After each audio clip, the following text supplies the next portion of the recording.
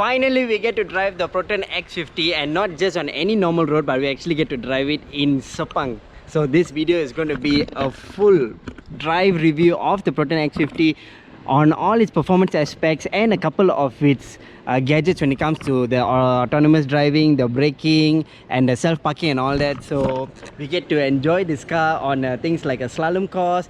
We actually even have a drag race in this video, and all the safety gadgets and all that, and hot laps around Sepang driven by pro drivers. So this video is all about the Proton X50's driving experience. Now before that, don't forget to go and subscribe to my YouTube channel and follow me on Instagram at That Indian Talks Cars, where I have even more car content for you guys. So go and check that out, and then now you can enjoy the X50.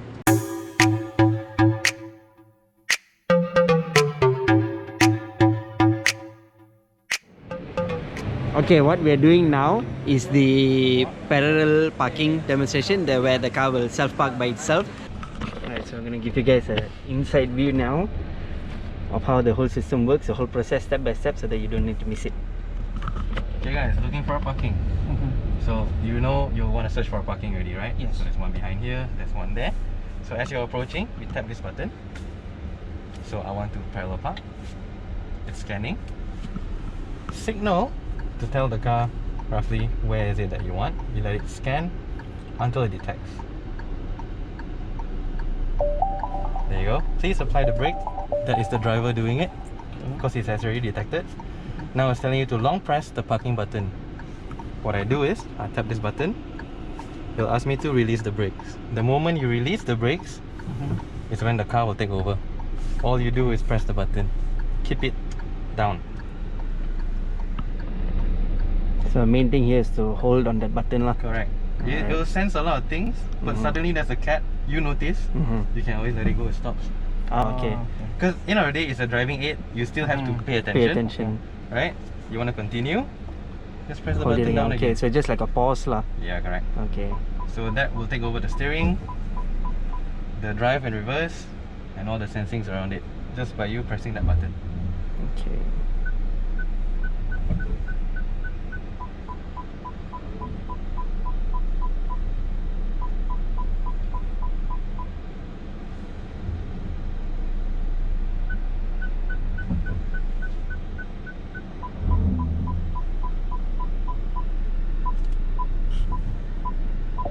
So once it's done, you'll say parking is completed. Release the button. It will be on P. Okay. Automatically, it'll be on park. So you won't accidentally, you know, hit the throttle and move forward or back. It's done for you already. So pretty much that's how it works. So now we're trying to get out of a tight spot. You want the car to assist you. Again, you hit the parking button right here. Okay, so now it's about coming out of the tight spot also, okay? Correct. Parking out. Now that's it's gonna what ask parking me, out where is. do you want to go? Left or right? Mhm. So we tried right just now with the guys. It didn't want to, Okay. because there are A-bots here and stuff. So by signaling is when you're telling the car, I want to go out there. So again, you just press and hold the brake, hit the button, release the brake, it will go out for you. Okay. Just that the tighter the parking is, it's just going to do a little bit more maneuvers to make sure it's safe to go out.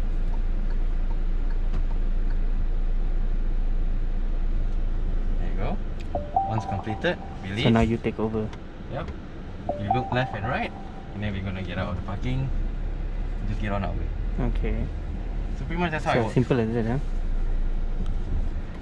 Alright, so not only does it help you park the car, it also helps you come out of a tight spot. That's the best thing. It detects everything on your left or the right, everything. Most of it is controlled by the fact that you just have to use the indicator, follow the systems accordingly, then you're good to go already. One thing we didn't get to demo here was the fact that, let's say you have the system pressed down, you know, you have to press the long press button for it to continue doing.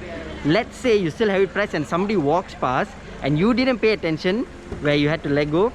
The system will still detect if another car suddenly comes in or another human suddenly walks in. The system will still detect and stop the whole process, and then try its best to maneuver without hitting the person there. That is the advantage of this whole ADAS system, adaptive driving, the assistance, the whole thing lah. So that's something to mention, because we didn't get to demo it, but that system is applicable, because they told me that it actually happened yesterday, where somebody happened to be walking past when they were doing the demo, and even with the button pressed down, the car managed to stop, which is very important, which means safety. That's why this car has a 5-star in-cab rating.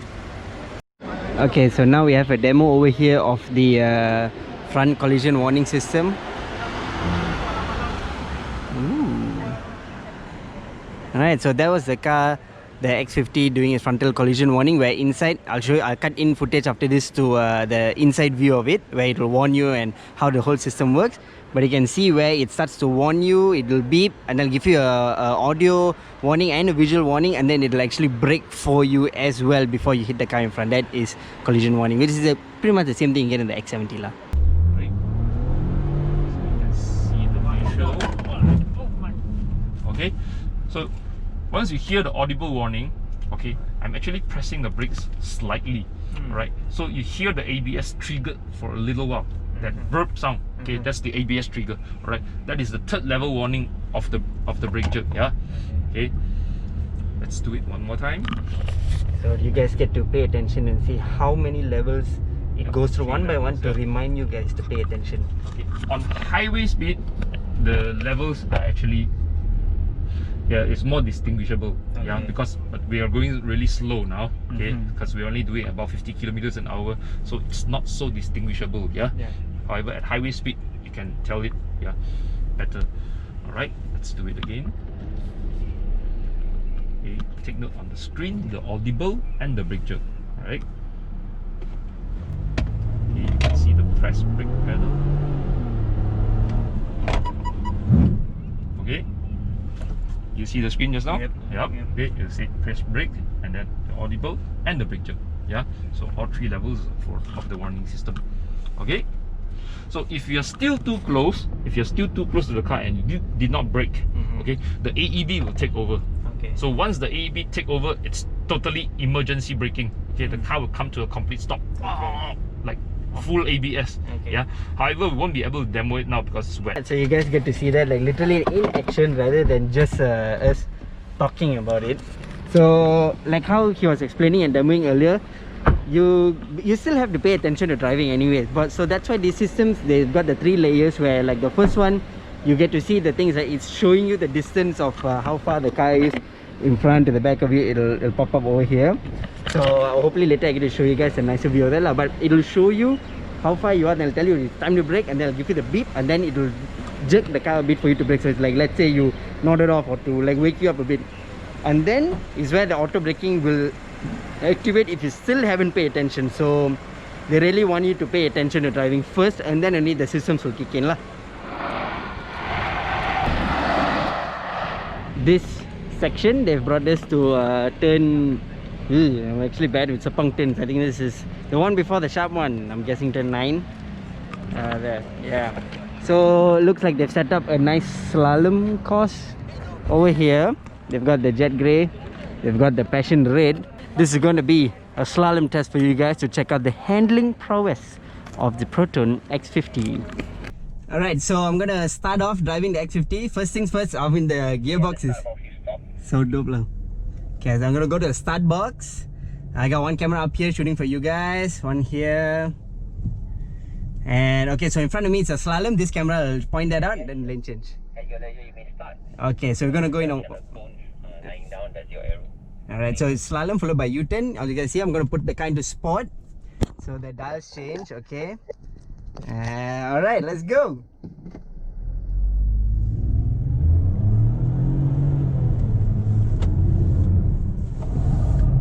Alright, not bad at all actually. Right down at the end for the U-turn. U-turn. Come back hard. Left, right. Turn your left for the lane change. Easy at 50, lane change. And brake. Alright, lane change happened at 66. So that is not exactly what they instructed, but okay lah. Okay, impressions. Okay, let me come out of the car first and then I'll give you guys the impression lah. Alright, so that was my run done.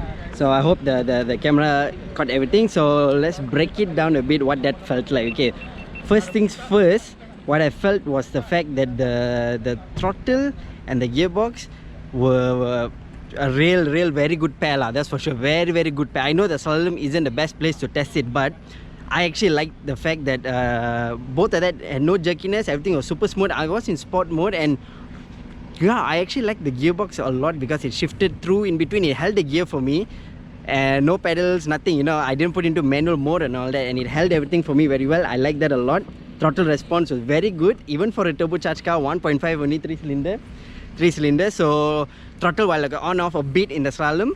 And for a car which weighs what this is, which I don't know, but I'll pop it in right now, I feel it handled the slalom course very well. The steering input was damn nice. It's an electric steering, but the steering feeling was actually quite nice. I liked it a lot. Like, I genuinely liked it a lot. Like, as a person, not forget the practical side, as a person who likes to feel feedback when I'm driving fast, I like the steering feedback a lot. It definitely made me comfortable to do the slaloms and the zigzags and the U-turn and all that. The turning radius when I was doing the U-turn, then again, of course, I only had one go at it. I could have taken a bigger turn and all that. I felt it was okay. Probably not the shortest and all that, but nothing to complain about, to be honest. Somebody just ate a cone. Alright, and then coming back down, the slalom downhill a bit was equally steady. And then came the lane change. The lane change was meant to be done at 50. I did it at 60. And I didn't take a straight thing. I took it a bit out of a corner. But it felt actually quite happy. It felt very happy. I didn't need to brake. It felt very happy to just choop choop. And there was no like tank slapper come out to counter and to hold the car and all that. I didn't feel the systems engage in and all that, because I took it at 66 from when I saw the speedo. The systems didn't need to engage to like try and hold me or to save me and all that, because there was still more than enough grip. The chassis was steady enough, no discomfort there at all. I like the fact that I didn't need to correct the car. That's what I like the most. I was expecting to correct the car. No correction needed. The gearbox never it didn't hold at a higher gear, although it was higher speed and all that. I like the combo very much. For the first drive in the X50, my impression is I'm very happy with it. I like this.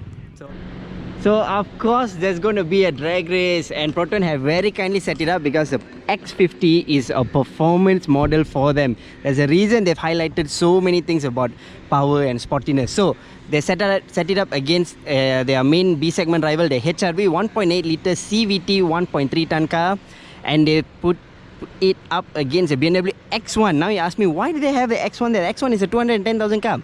That is because the X1 and the X50 share something similar, which is both run a 1.5 litre 3-cylinder engine, although in that one it's a 150 PS engine mated to a 7-speed DCT, while here it's 177 PS mated to a 7-speed DCT, and over here you know what it is.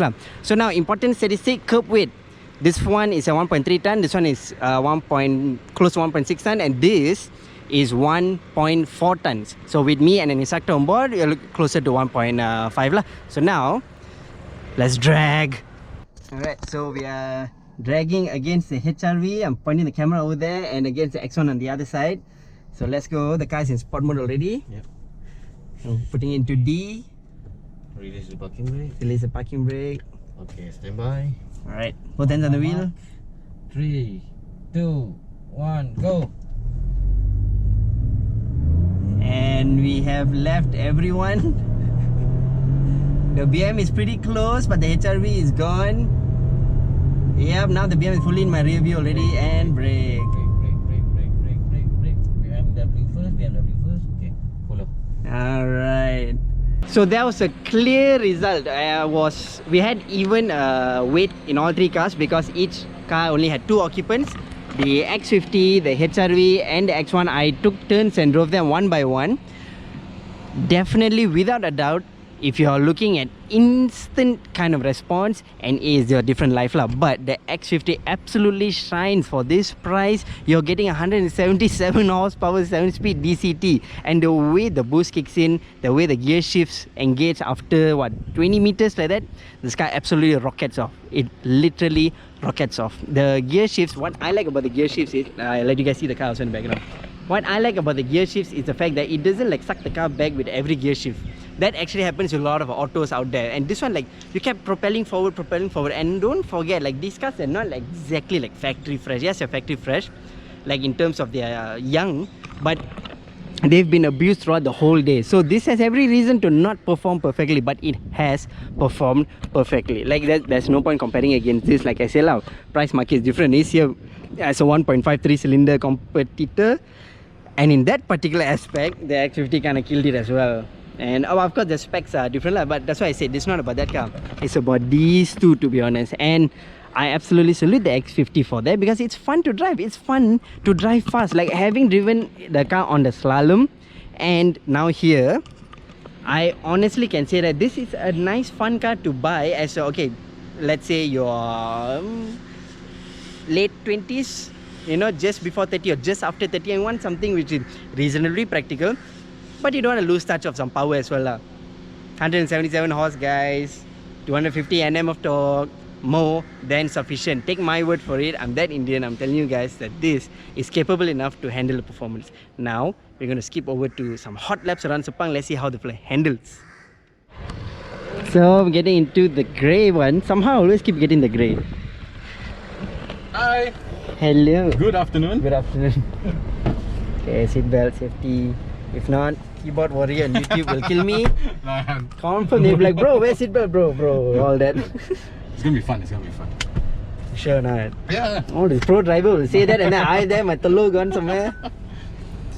We are riding a comfort mode today because open the sunroof all. Okay lah, no, just kidding. We are running on sport mode. Alright, so we're starting off from the south paddock. So we gotta come on to the main straight, and then they'll give you the guns and all that. Oh no, we're not. We're doing the short circuit. This is the soft track. We're doing the south track. Turn 8. Okay, coming at turn 8. But technically, this is the first corner of the soft track. Yeah. Alright. So while we get an inside view here, we also get a view of the red one over there. Nice! On the 1.5 direct injection engine. Alright. On the brakes, on the brakes, on the brakes, on the brakes. Alright. The good thing about me not driving is I can give you guys a proper reaction while he's driving it. Yeah, this is a good feeling. Oh, nice! Gearbox always smooth on the upshifts. I don't feel anything dropping back. Was that the system's kicking in a bit? Nice! Alright, you guys can see on the red one over there what it actually looks like from the outside. My honest first opinion is this thing is gripping the road pretty well. Alright, oh, this is good. Not bad at all. Sumpah best! And now we're braking for turn 13 into 14. Oh, nice! Maknanya kereta S50 ni memang boleh. Full gas. So it looks like the X50 has more than enough potential to mess around on track. And truth be told, most of the people going to use it on the road and a bit of some playful driving and all that. Clearly this thing is more than capable. We're already pulling 140 now. The driver thinks he has pedals there. I can see him. This is race car driver stuff. 150, 155. We're turning in. He's still flat. My balls left me long ago. And then we are hard on the brakes. I like the fact that systems do not intrude too much on the braking, especially on hard braking like that. Turning in, you get the normal amount of body roll. Anybody tells you that the car shouldn't have body roll, that's all full of shit. This is an SUV, guys. Do not forget, body roll is normal physics. Don't come and say no body roll and all that. As a passenger, this feels pretty stable, in my honest opinion. More than stable. Especially don't forget the price bracket this car is going to be coming into. You're getting so much more, and I keep coming back to the gearbox because I just love the way this thing puts down the power. Minus the pedals. I'm sure you guys can see in the video.